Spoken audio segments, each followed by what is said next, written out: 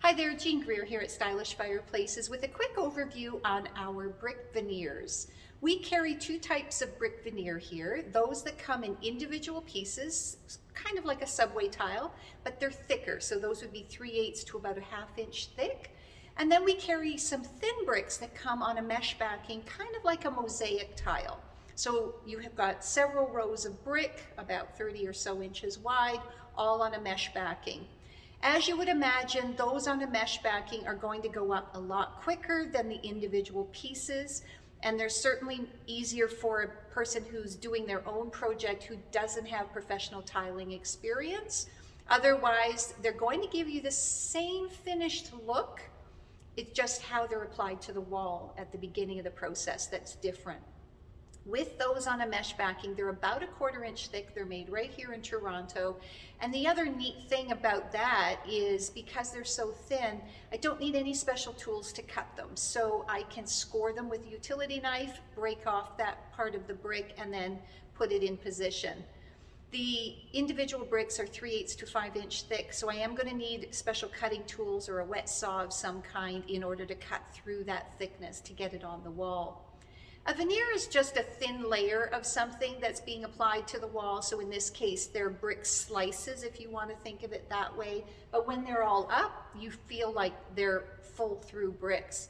Most of them are man-made and colored and imprinted from real brick to look like real brick.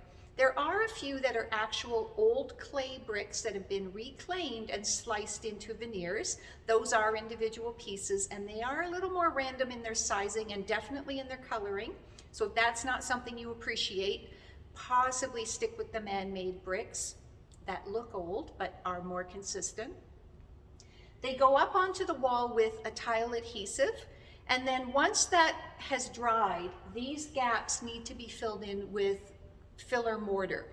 And no matter which bricks you put up, whether you put up our sheets or the individual pieces, the mortar has to be filled in after the fact. And it's not grout. You don't smear it on and then wipe it off. In fact, you want to try not to get too much on the bricks because you can't just soak these down like you would with a tile. So the mortar has to be filled in and then tidied up with your finger or a special tool. It's a bit messy, but that's what needs to be done. The sample boards will always show the mortar in place, but they don't come that way. So you do have to do that step. You can seal the bricks when you're finished. And all I recommend there is if you do want to seal them for whatever reason, try and find a matte sealer. The appeal of brick is its texture and that rusticity in most cases. A shiny sealer is really going to ruin that look, so do look for a matte sealer. They do exist, but they're not all matte, so do take care with that.